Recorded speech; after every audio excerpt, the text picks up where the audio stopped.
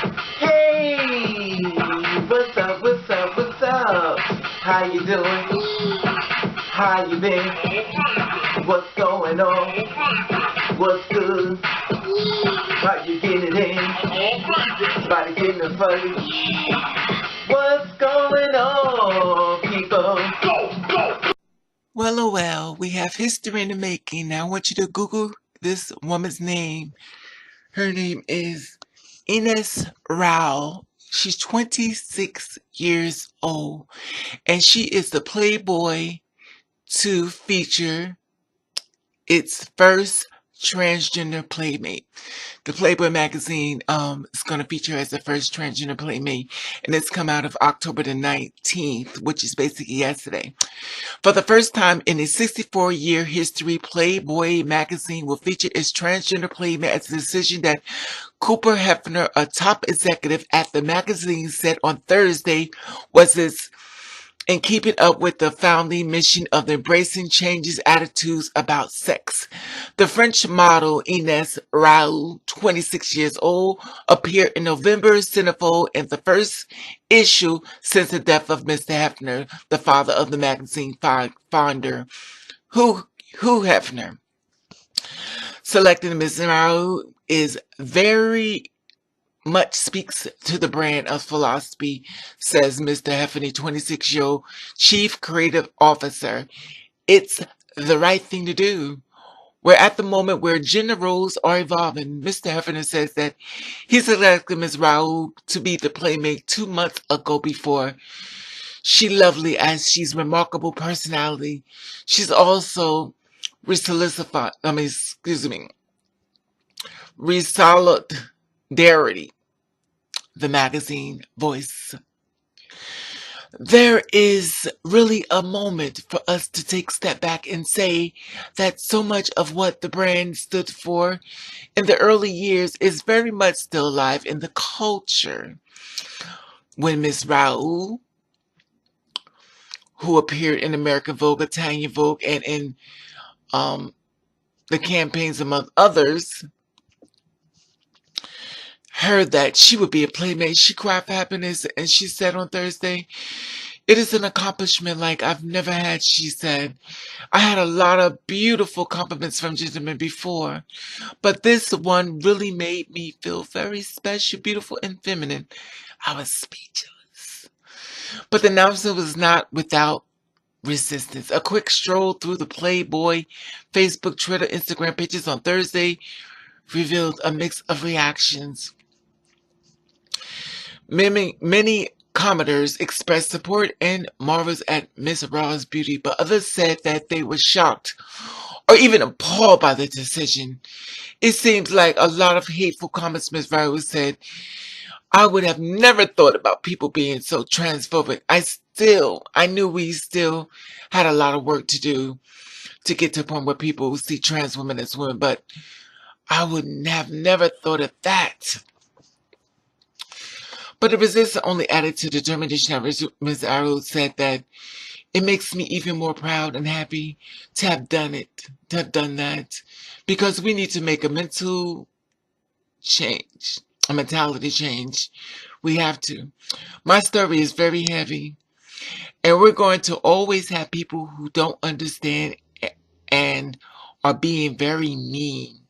Facts. And saying that it makes even more sense to fight for awareness and response, she said.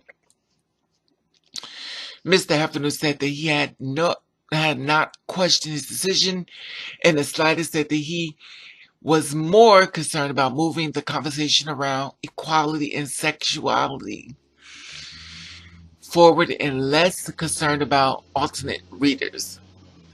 "I didn't make the decision based on whether or not individuals who were paying for the product or fans of the brand are going to be satisfied with it," he said.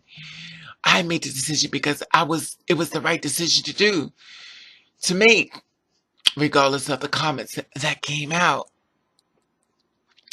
On September 27th, 2 days before November/December issues went to press, Hugh Hefner, the founder of Embodiment and Playboy, died. Ms. Raoul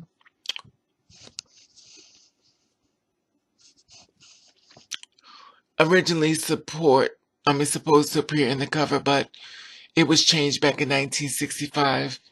Wait a minute. Miss Rao was originally supposed to appear on the cover, but it was changed to a 1965 picture of Hugh Hefner, photographed by Larry Gordon.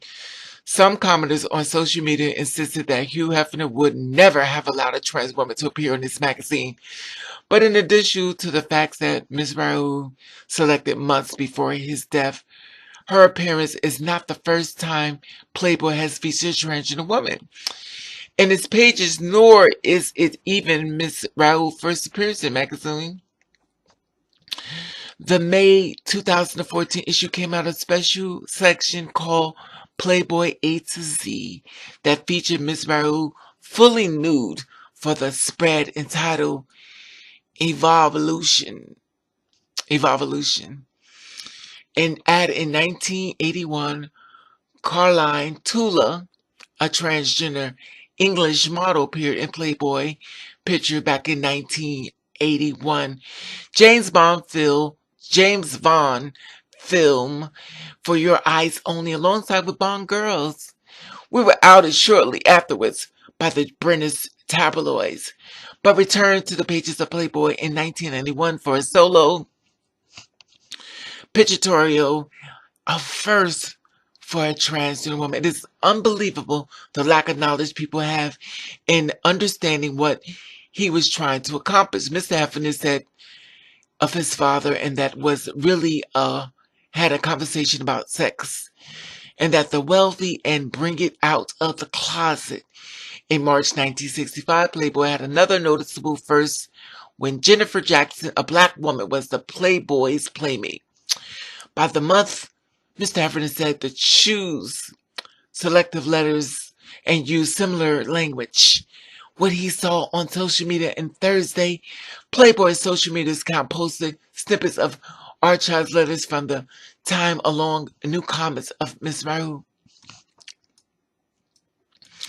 One of the letters was shared with New York Times on Thursday. Read, at the risk of being labeled bigot, racist, and reactionary of some dry, others things currently in vogue, we entreat you to return to your time-tested format on Playmate section, which is more in line with thinking of the vast majority of the readers.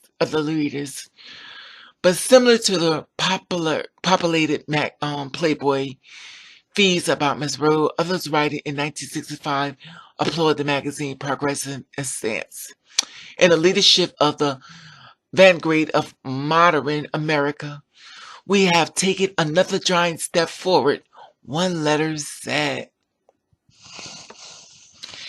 As the recent rising tide of concern about women's rights and the objective of women issues as far as reemerge after Hugh Hefner's death, Ms. Rao said, I think Playboy always embraced women's freedom and beauty.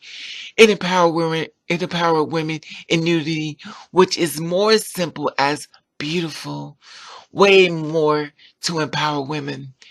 When asked about her experience being photographed this year, Ms. Rao said, I was just thinking of being a little lonely boy, oh God, a little lonely boy in the ghetto, in the shadows in my room. And now I'm in Los Angeles shooting Playboy, looking so beautiful, feeling so amazing. I cry of happiness. You know, you better do it, Miss Ines Rau. All right. So I want to share this with you. She's a very beautiful girl. I follow her on Instagram too. Personality is outstanding. This girl is sickening beautiful. Beautiful. And the funny thing about it is she didn't let you know she was trans. You would never even know this girl was trans. This girl is so beautiful, way beyond years. So look her up on Google and stuff and check her out. The girl is very beautiful. You can't take it away from her. No matter what they try to do, they can't take it away from her beauty. But so, sis, Miss Ines Rau, You go ahead, girl. You knock down the doors, beautiful. Because you are making history. And you stand in your truth, mama. Because at the end of the day, you're going to have girls coming behind you. You just showed somebody in the world of living, of ridicule, transphobia, and hate, that God sees all things and all things will come to light. Anyway, the being said, I love your feedback on this. And I want to let you know I love you. And I want to thank you for watching Catch the Ring.